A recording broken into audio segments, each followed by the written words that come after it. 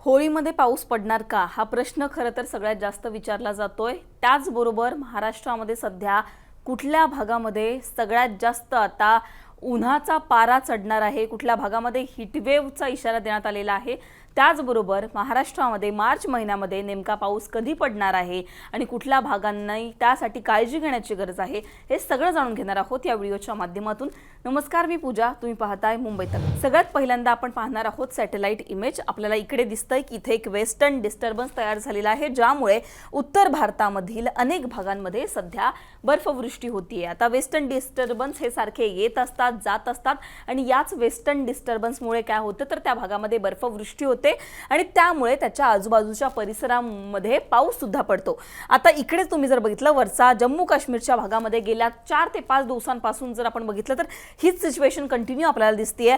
या सगळ्या उत्तर भारतामधून जे वारे येत आहेत त्याचाच परिणाम जर तुम्ही बघितला तर त्याच्या आजूबाजूच्या परिसरामध्ये सुद्धा होतोय।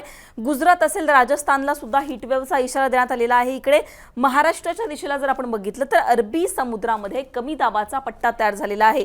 इकडे तामिळनाडूचा हा जो भाग आहे, इकडे काल जर आपण बघितलं तर एक मोठ्या प्रमाणामध्ये डीप डिप्रेशन तयार झालेलं होतं आणि ते आता अरबी समुद्राच्या बाजूला सरकत आहे। हळूहळू हे जर महाराष्ट्राजवळ गेलं तर महाराष्ट्रामध्ये पावसाची शक्यता वर्तवण्यात येऊ शकते। आपण मॅप बघणार आहोत, मॅप वाईज जो अलर्ट आहे तो समजून घेणार आहोत की कशा प्रकारे अलर्ट देण्यात आलेले आहेत। 12 तारखेचा अंदाज आहे। सगळ्या कोकणाला जर तुम्ही बघितलं तर हीटवेव्ह आहे। गेले 4 ते 5 दिवस झाले कोकणामध्ये हीच सिच्युएशन आपल्याला पाहायला मिळतेय। ठाणे असेल, रायगड असेल, पालघर असेल, रत्नागिरी असेल, या सगळ्या भागामध्ये उन्हाचा पारा 38 ते 40 डिग्री सेल्सिअस पर्यंत गेलेला आपल्याला दिसतोय। 13 तारखेला कुठलाही इशारा देण्यात आलेला नाहीये अशी इकडे परिस्थिती आपल्याला पाहायला मिळतेय। पण विदर्भामध्ये जर आपण बघितलं तिथे 38 ते 40 डिग्री सेल्सिअस पर्यंत तापमान गेलेलं आहे। त्याचबरोबर कोकणामध्ये सुद्धा अनेक भागांमध्ये 35 डिग्री सेल्सिअसच्या वर जे आहे ते 13 तारखेला तापमान दर्शवण्यात आलेला आहे। पुढे जर आपण बघितलं तर तिथे आपण पाहणार आहोत कशा प्रकारे 14 आणि 15 तारखेला अलर्ट देण्यात आलेले आहेत। हा 14 तारखेचा अंदाज आहे। कोकणानंतर उष्णतेची लाट ही विदर्भामध्ये शिफ्ट झालेली आपल्याला पाहायला मिळते। अकोल्यामध्ये 14 तारखेला येलो अलर्ट देण्यात आलेला आहे। हीटवेव्हचा अंदाज देण्यात आलेला आहे। आता विदर्भामध्ये सुद्धा हळूहळू उन्हाचा पारा आपल्याला चढताना दिसत आहे। इकडे 15 तारखेचा अंदाज जर आपण बघितला तर अकोला आणि चंद्रपूरला 15 तारखेला हीटवेव्हचा अंदाज देण्यात आलेला आहे। कोकणामध्ये 35 डिग्री सेल्सिअसच्या वर तापमान असणारच आहे। उन्हाचा पारा कोकणामध्ये चढलेला असणारच आहे।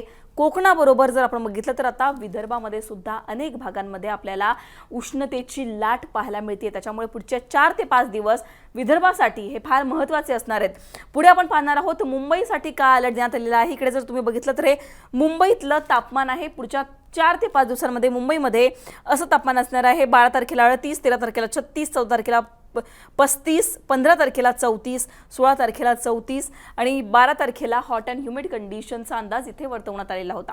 एकूणच जर आपण बघितलं तर मुंबईमध्ये गेले 4 ते 5 दिवस झाले आपल्याला 35 ते 40 डिग्री सेल्सिअसच्या आत तापमान पाहायला मिळत आहे। त्याचबरोबर मराठवाड्यामध्ये सुद्धा 35 डिग्री सेल्सिअसच्या वर तापमान गेलेलं आहे। कोकणामध्ये तर उष्णतेची लाटच आपल्याला पाहायला मिळते। त्याचबरोबर आता ही लाट विदर्भामध्ये सुद्धा शिफ्ट झालेली आता आपल्याला पाहायला मिळते। आता हा होता एकूणच हीटवेव्हचा अंदाज, उष्णतेचा अंदाज। पण त्याचबरोबर होळी आता आलेली आहे आणि होळीमध्ये पाऊस पडणार का हा प्रश्न विचारला जातोय। जसं की मी सुरुवातीला सांगितलं, पण जसं की मी तुम्हाला सांगितलं की अरबी समुद्रामध्ये कशा प्रकारे सिच्युएशन तयार होईल त्यावरून पुढचा पावसाचा अंदाज जो आहे तो दिला जाणार आहे। पण मार्च महिन्यामध्ये सुरुवातीपासूनच हवामान खातं हे सांगतंय की पाऊस पडणार आहे। पण 16 तारखेनंतर महाराष्ट्रातलं जे वातावरण आहे ते बदलायला सुरुवात होणार आहे। 16 तारखेनंतर महाराष्ट्रामधून उन्हाळा जो आहे तो थोड्याफार प्रमाणात अनेक भागांमधून कमी होऊन ढगाळ वातावरण महाराष्ट्रात तयार होणार आहे आणि याच ढगाळ वातावरणाचा परिणाम 20 तारखेनंतर पावसामध्येही होऊ शकतो। ही खरं तर नोट करण्याची गोष्ट आहे शेतकऱ्यांनी सुद्धा, कारण त्यांची अनेक पिकंही काढणीला आलेली आहेत आणि पिकांची काळजी घेण्यासाठी पाऊस पडेल का हा प्रश्न त्यांना पडलेला असेल तर 16 तारखेनंतर जर जे काही हवामानाची अलर्ट असतील हवामानाचे त्यावर लक्ष ठेवून राहा, कारण 16 तारखेनंतर पासून महाराष्ट्रातलं वातावरण जे आहे ते बदलायला सुरुवात होणार आहे। एकूणच पुढच्या 4 ते 5 दिवसांचा हा अंदाज होता। कोकणामध्ये उष्णतेची लाट आहे, विदर्भामध्ये सुद्धा आता इशारा इशारा देण्यात आलेला आहे। त्याचबरोबर आपण बघितलं तर मुंबईमध्ये सुद्धा तापमान वाढायला सुरुवात झालेली आहे।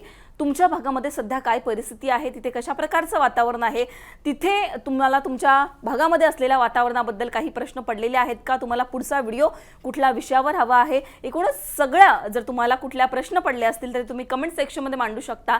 आणि हा व्हिडिओ तुम्हाला कसा वाटला हे सुद्धा कमेंट सेक्शनमध्ये मांडायला विसरू नका। मुंबई तकला जर तुम्ही अजूनही सबस्क्राइब केलं नसेल तर सबस्क्राइब करायला विसरू नका। धन्यवाद।